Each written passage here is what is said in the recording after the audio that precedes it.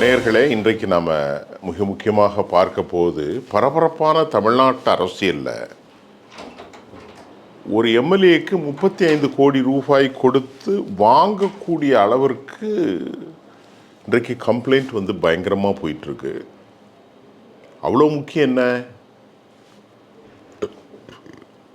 தமிழகத்தினுடைய முன்னாள் அமைச்சர் செந்தில் பாலாஜி, அவருடைய தம்பி அசோக்குமார் உட்பட 9 பேர், இவர்களை தவிர்த்து 9 பேர் இந்த வளையத்திற்குள்ள சென்னை திருநாவுக்கரசு, தியாகராஜன், நரேஷ், மற்றொரு அசோக், இப்படி ஏராளமான கரூரிலிருந்து பலரும் இந்த சம்பவத்தில் ஈடுபட்டிருப்பதாக காவல்துறை அடையாளம் கண்டு அவர்களை தேடும் முயற்சியில் தற்போது நடவடிக்கை எடுக்கப்பட்டு வருகிறது. இது ரொம்ப ஒரு ஆபத்தான போக்காக நாம் பார்க்க முடிகின்றது. இதற்கு எவ்வளவு அவசரப்படுவதின் நோக்கம் என்ன? இதில் ரொம்ப முக்கியமான விஷயம், ஏன் இவ்வளோ அவசரப்படணும் திமுகவின் சார்பில் என்பது நமக்கு புரியவில்லை.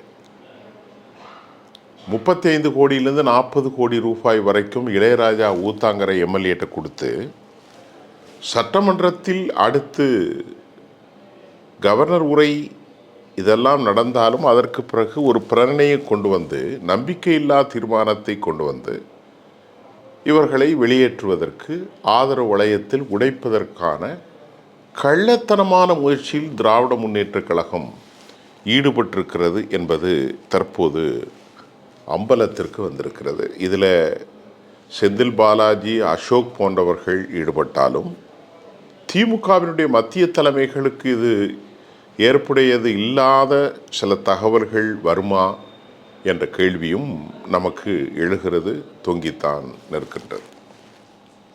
இது ஒரு பழைய புதிய சிக்கல் இருந்தாலும் இவற்றில் இருக்கக்கூடிய உண்மைகள் என்ன என்பது யாருக்கும் புரியவில்லை. 35 கோடி ரூபாய், 40 கோடி ரூபாயை ஊத்தாங்கரை எம்எல்ஏ ஒருவருக்கு விலை பேசியும் அவருடைய குடும்ப உறுப்பினர்களுக்கும் அவரது உயிருக்கும் அச்சுறுத்தல் ஏற்படுத்தக்கூடிய அளவில் இந்த நடவடிக்கையாளர்கள் தங்களுடைய நடவடிக்கைகளை தொடர்ந்திருக்கிறார்கள் என்பது மிகுந்த ஆபத்திற்கு உள்ளான ஒரு செய்தியாக இருக்கிறது. எங்கே செல்கிறது ஜனநாயகம், எங்கே போகிறது பணநாயகம் என்ற அளவில் இது ரொம்ப முக்கியம்.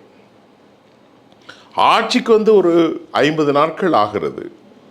அதற்குள் ஆட்சி மாற்றத்தை எதிர்பார்த்து, அதற்குள் தமிழ்நாட்டில் ஒரு பெரிய கலோபரத்தை ஏற்படுத்துவதற்கு திராவிட முன்னேற்றக் கழகம் சேர்ந்த செந்தில் பாலாஜி தலைமையின் உத்தரவு இல்லாமல் அவர் இந்த மாதிரியான செயல்களில் ஈடுபட்டிருப்பதார் என்று நாம் நம்புவதற்கு அதிக இடம் இல்லை என்பது மிக முக்கியம். இந்த விவகாரத்தில் திமுக மட்டுமல்லங்க, அதிமுக, எடப்பாடி மற்றும் மத்திய பாஜக போன்றவர்கள் ஈடுபடுவதற்கு அதிக வாய்ப்புகள் இருக்கலாம் என்பதும் ஏறக்குறைய அது நம்புவதற்கு அதிக சாத்தியக்கூறுகள் இருக்கிறது. என்றைக்கென்றால் இன்றைக்கு எடப்பாடி பழனிசாமியை முதலமைச்சராக ஆக்குவதற்கு ஸ்டாலின் என்னிடத்தில் நேரடியாக பேசினார் என்ற உண்மையை மூத்த அரசியல் தலைவரும் கல்வியாளரும் இந்திய யூனியன் முஸ்லீம் லீக்கினுடைய தேசிய தலைவரும் ஆகிய 85 வயது பெரியவர் பேராசிரியர் காதர் மொய்தீன் சாஹிப் அவர்கள் பொது மேடையிலே, பொது செவ்வியிலே அவர் உடைத்திருக்கிறார். நான் அண்ணா அறிவாலயத்துக்கு சென்றிருக்கிறேன், முதலமைச்சர் அவர்களை சந்தித்தேன். அப்போது முதலமைச்சர் திரு ஸ்டாலின் அவர்கள்தான், என்னங்க பல பிரச்சனைகள் நடந்து கொண்டிருக்கிறதே, எப்படி பேசலாம் போகலாம் என்று நான் கேட்ட கேள்வி எழுப்ப முனைந்த போது திரு ஸ்டாலின் என்னிடத்தில் சொன்னது, பேராசிரியர் பொறுமையாக இருங்கள், மாற்று திட்டம் இருக்கிறது, அது என்ன என்று கேட்கின்ற போது பழனிசாமி முதலமைச்சராக போகிறார் என்று எனக்கு சொல்லப்பட்டது. நான் அதை கேட்டு எனக்கு ஒன்றும் புரியவில்லை. பக்கத்தில் இருந்த என்னுடைய தோழர் அபூபக்கர் இடத்தில் கேட்டேன், என்னப்பா சொல்கிறார் என்று கேட்டேன். அவரும் ஒன்றும் சொல்லவில்லை. அதற்கு பிறகும் கேட்டபோதும் அவர் மறுபடியும் சொன்னார், ஸ்டாலின் அவர்கள் பழனிசாமி தமிழ்நாட்டு முதலமைச்சராக ஆகப் போகிறார், நாம் எல்லோரும் ஆதரவு கொடுக்க போகிறோம் என்று செய்தியை சொன்னார். அது எப்படி சாத்தியப்படும், என்ன அடிப்படையில் சொல்கிறீர்கள் என்று நான் கேட்டபோது சரியாக விடை கிடைக்கவில்லை. நான் குழம்பிய நிலையிலே வந்துவிட்டேன். அதற்கு பிறகு அவரை ஏற்றுக்கொள்ள அவருக்காக சில பிரச்சனைகள் எழுந்த நிலையில் அவர் கட்சிக்குள் ஒற்றுமை வரவில்லை. 47இல் 25 பேர் எதிர்ப்பு தெரிவித்தார்கள். தீய சக்தியாக இருக்கும் திமுகவின் ஆதரவோடு நீங்கள் முதலமைச்சராவது பெரும் ஆபத்து என்று. அதற்கு பிறகு ஸ்டாலின் இந்த ஆட்சி நிலைபெறுத்தி விடக்கூடாது என திருமாவளவன் அவர்களை அவர் கொள்ள முயன்றார். அதை பழனிசாமி ஏற்றுக்கொள்ள மறுத்தார் என்ற உண்மையும் பேராசிரியர் பெருந்தகை காதர் மெய்தியன் அவர்கள் சொல்லியிருக்கிறார். இப்போ இத்தனை திடுக்கிடுத்தனங்களை இவ்வளவு குறைந்த நாளில் திமுக செய்து அது கலவரமாகி அது பெரிய பிரச்சனையாகி வெளியே வந்திருக்கிறது.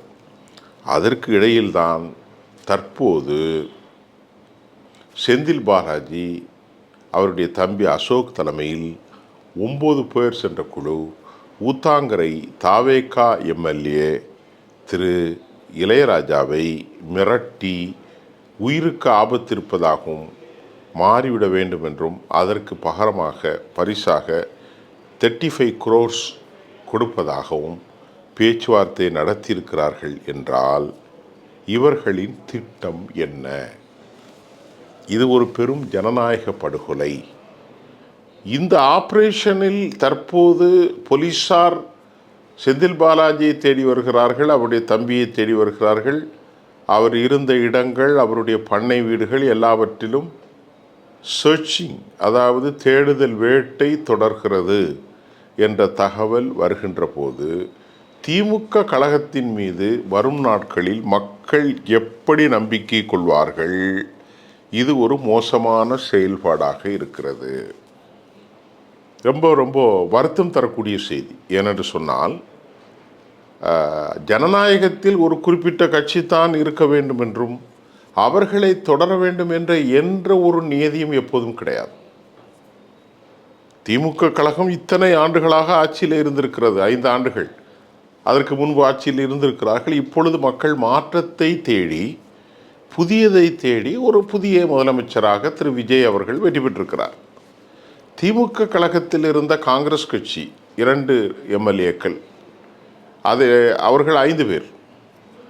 அதே போன்று மற்றவர்கள் 4 பேர், இப்படியெல்லாம் தொடர்ந்து 13 பேர் அளவிற்கு ஆதரவு கொடுத்து தான் இந்த இயக்கம் இன்றைக்கு மெஜாரிட்டியாக இருக்கிறது.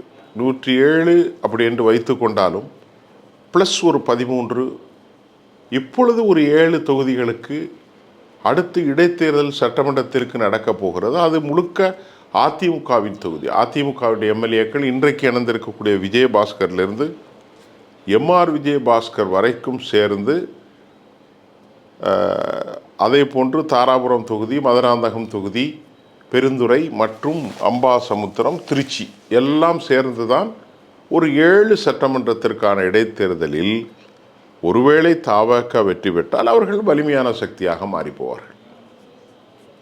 இதை தாங்குவதற்கு சக்தி இல்லை. அப்படி அவர்கள் வெற்றி பெற்றால் ஏற்கனவே இருக்கக்கூடிய 7 7 14 + 13 30 130,000 வலிமையான சக்தியாக அவர்கள் மாறிவிடுவார்கள். இன்னும் அதிமுகவிலிருந்து பலர் இடமாறி வருகிற போது, ராஜினாமா செய்கின்ற போது ஆளும் அரசாங்கம் அவர்கள் செய்கிற சில விஷயங்கள் மக்களிடத்திலே நல்ல பெயரை ஏற்படுத்தி வெற்றி கண்டால் அது நிலைத்திருக்கக்கூடிய ஒரு களச்சூழல் உருவாக்குவது திமுகவுக்கு பெரும் சிக்கலை ஏற்படுத்தியிருக்கிறது. திராவிட முன்னேற்ற கழகத்தின் முன்னாள் கால்நடைத்துறை அமைச்சரும் தூத்துக்குடியினுடைய மாவட்ட செயலாளராகவும் பணியாற்றிய அனிதா ராதாகிருஷ்ணன் ஒரு வலிமையானவர். அவர் திரு விஜய் அவர்களை மோசமாக பேசி, அசிங்கமாக உரையாடி, இல்லையா, கடும் போக்குவாதத்தை, கடும் சொற்களை, இழிவான சொற்களை அவர் பயன்படுத்தி பொதுக்கூடத்திலே பேசினார். இப்போது அது வழக்கு பதிவு செய்யப்பட்டிருக்கிறது. இந்த வழக்காடு மன்றத்தில் இருக்கிற போது அவர் முன்ஜாமீன் கேட்டு உயர்நீதிமன்றத்தை அவர் அணுகியிருக்கிறார், நீதிமன்றத்தை அவர் அணுகியிருக்கிறார். அப்போ இப்படிப்பட்ட பல இடங்களிலும் திமுக தரப்பு தங்களை கட்டுப்படுத்த இயலாத களச்சூழலுக்கு தங்களை அவர்கள் உட்படுத்தி இருக்கிறார்கள். மிக மோசமான நிலைக்கு எல்லைக்கு அவர்கள் தங்களை கொண்டு சென்றிருக்கிறார்கள். இன்றைக்கு ரொம்ப ஒரு அசிங்கமான நிலைக்கு திராவிட முன்னேற்ற கழக தலைவர்கள் மாறியிருக்கிறார்கள். ஜனநாயகத்தில் ஒரு குறிப்பிட்ட சக்தி மட்டும்தான், ஜனநாயகத்தில் ஒரு குறிப்பிட்ட கட்சி மட்டும்தான் ஆட்சி செய்ய வேண்டும் என்பது அது ஒரு மன்னராட்சி. மன்னராட்சி முறை உலகத்திலிருந்து அது மறைக்கப்படுகிறது, ஒழிக்கப்படுகிற நேரத்தில் தற்போது திராவிட முன்னேற்ற கழகத்தின் முன்னாள்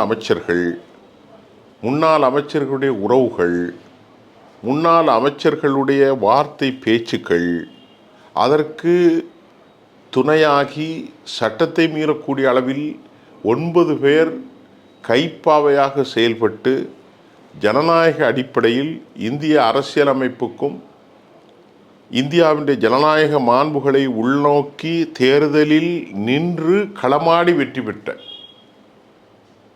இளையராஜா எம்எல்ஏ அச்சுறுத்தலுக்கு உட்பட்டு அவருடைய உடலாலும் மனதாலும் கடும் பதட்டத்திற்கு ஆளாகி இன்றைக்கு